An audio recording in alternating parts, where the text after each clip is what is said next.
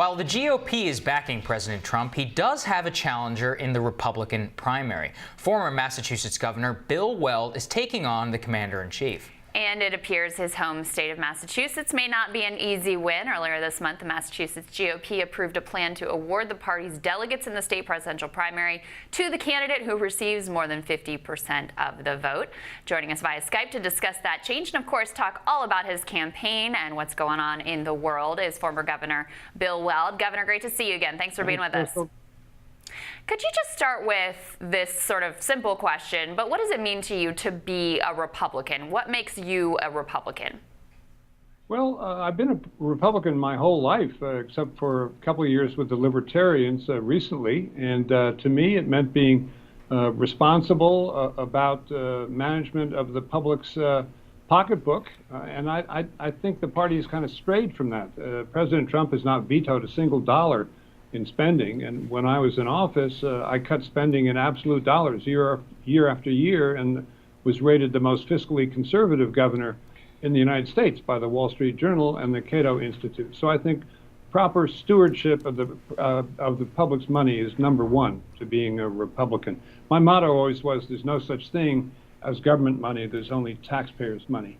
At the same time, I believe it's very important to safeguard, again, have stewardship over our natural environment, which is our greatest, most precious possession. I sometimes say the outdoors is my cathedral, and that was originally a Republican idea. Teddy Roosevelt, Abraham Lincoln, for many, many years, and the party now seems to be going the other direction. Mr. Trump, for example, is saying the future of energy is coal and oil. You know, CO2 is a slight problem up there in the atmosphere, and the polar ice cap is melting. So that's another thing that I identify with the Republican Party. People in Washington, not so much. Governor, if that's what being a Republican means, and why did Republican voters reject all the fiscally conservative candidates in 2016 in favor of President Trump? Well, I don't think we really knew what we were getting with President Trump. And honestly, if this was the day after the election in 2016, I wouldn't be raising my hand and saying I'm going after Trump. But now we've had, 2.5 years almost to see what he does. And I, for one, don't think it's a pretty picture. And part of what's not pretty is that the president has seen spending go up, or gone right along with spending going up to the tune of $1 trillion deficit every year. His most recent budget added $7.9 trillion to the deficit. Admittedly, it was a multi-year budget, but it gets us up to $30 trillion of deficit. I think that raises a big issue of fairness, because you know who's going to pay for that. The millennials, you guys, the millennials, Gen X, Gen Z. My generation's not going to pay for that, and the burden is going to fall on you all. The burden of climate change is going to fall on you all if nothing is done, and that's two of the major reasons I'm running. Governor, take us to the moment. I mean, I don't have to tell you this is a big, daunting task that you've taken on. You're subjecting yourself to a lot of criticism, potentially becoming a target, especially if you gain traction. You'll be subject to a lot of ugliness. What was the moment when you decided that you wanted to do this? Take us there. I'm not sure it was a policy issue. I think the president's demonstrated vindictiveness towards individuals really is troubling to me. At a fundamental level, I think the essence of democracy is the idea that the individual should never be thrust in a corner. I don't like the idea of people living in shadows. I don't like the idea of groups being demonized. I think the president has set out to divide the country because he thinks that it helps him politically the more people are angry. He certainly seems very angry himself. If I had all the demons in my head that he has, all the anger, all the resentments, all the fear, I think even, that he has in his head, I would find it hard to concentrate on anything. So the combination of all those things led me to the view that, this man, whatever else you may say about him, he's certainly not taking care that the laws be faithfully executed. And he's certainly not promoting the idea that everybody should feel good about being Americans. That's what Ronald Reagan did. That's how Eisenhower governed, and I think that's a good, in the best tradition of both political parties. Neither political party is really living up to their best traditions in Washington, D.C. right now, in my humble opinion. Governor, it seems to me that the constituency for your candidacy as it exists right now is cable news punditry and some conservative legacy magazines. Have you actually seen any traction on the ground in terms of what you're selling? Because right now, President Trump, to your point previously, after 2.5 years in office, is overwhelmingly popular amongst Republican voters. Well, at the same time, 54% of all the voters in the country say they're definitely going to vote against him in 2020, so you don't get elected that way. 18 months is an awful long time in politics, and I think people may wake up to the idea that the current situation in Washington is really not healthy. The president isn't even joining issue with Congress on anything that they're doing. His reaction was, well, they're partisan, they're Democrats, so we're not going to cooperate. We're not going to give them anything. Mueller shouldn't testify. And this is all just politics, so don't pay any attention to it. Well, he's got to say that when 750 federal prosecutors say he clearly committed the crime of obstruction of justice by trying to thwart the Mueller investigation. 750 former federal prosecutors, Republicans, Democrats, all kinds of administrations, all kinds of different people said he's clearly guilty of obstruction of justice. And, you know, I worked on the Nixon impeachment when the House was impeaching him, and he had to leave office because one of the articles of impeachment was that he didn't comply with the subpoenas of, yes, the House Judiciary Committee.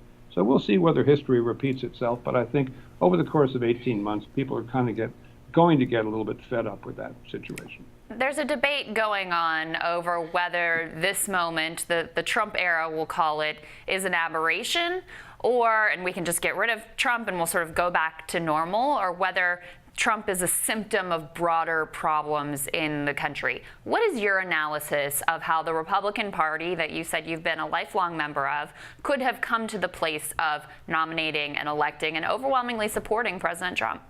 I think it's him. I really do. I think he's a very unusual person. He's made it pretty plain that he wants no primary, no election.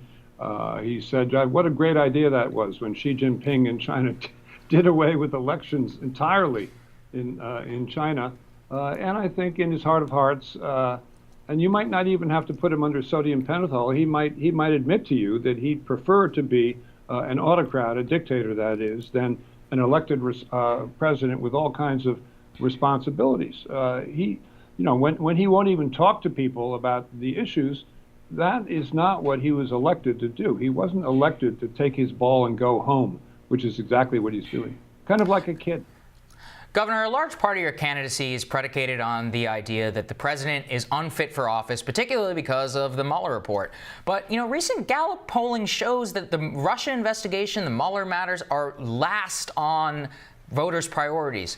How do you plan to reconcile that when so much of your outspoken personality is how the president is unfit for office? What are you actually running on?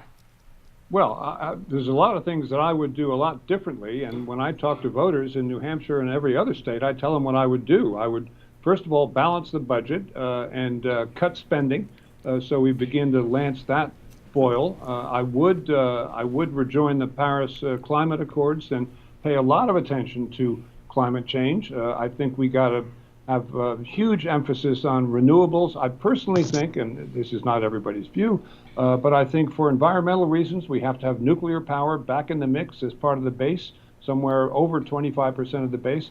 The biggest reduction in carbon dioxide ever registered was when the French went to nuclear power. It's now, this is small nuclear plants, not great big humongous plants built on a barrier reef like Fukushima in Japan, but the French have had no problem, and 75% of their power in their grid comes from nuclear energy, which I remind everybody has zero carbon emissions and can generate virtually an infinite amount of power. These are big issues that the administration has a responsibility to deal with. I think the future of work, how to take care of the people, the workers who are going to be displaced by artificial intelligence, by self-driving vehicles. Think of the long-haul truckers. We got to get them the technical skills that they need, and I've developed a plan to do that by essentially making them be able to get 2 years of community college teaching of technical skills at no cost to themselves, kind of like we did for the returning soldiers after World War II.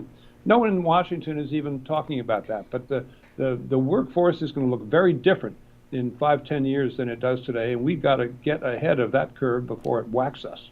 I don't disagree with you, but how does a fiscal conservative reconcile himself to a free college program?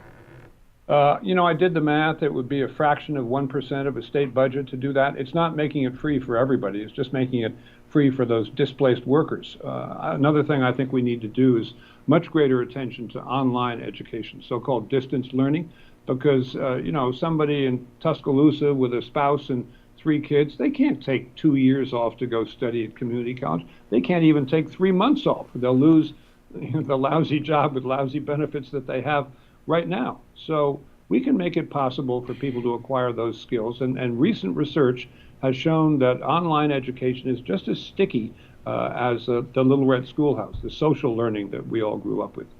I know your goal is to win. Your goal is to be the next president. It's a big hill to climb. I'm sure you're aware of the realities of that. Is there a secondary goal here? Is there something that, even if you can't get over the finish line, that you hope you can accomplish with your campaign? No, I'm going to do the best I can, and I think I've got more than a few issues that I'm going to keep hammering on for 18 months, and we'll see what happens. Maybe it'll be 12 months instead of 18 months, but I started as less than an asterisk when I ran for governor and came out on top. So I've had this experience before, and once you've been head of the criminal division of the Justice Department, as I have, you're not scared of anything or anybody. That's just the way it is. Do you see momentum? Do you see signs that things are building, heading in your direction? Well, certainly the people I'm meeting on the ground when I'm campaigning, almost to a person, they say, we love what you're doing. This is great. You're right about the environment and climate change.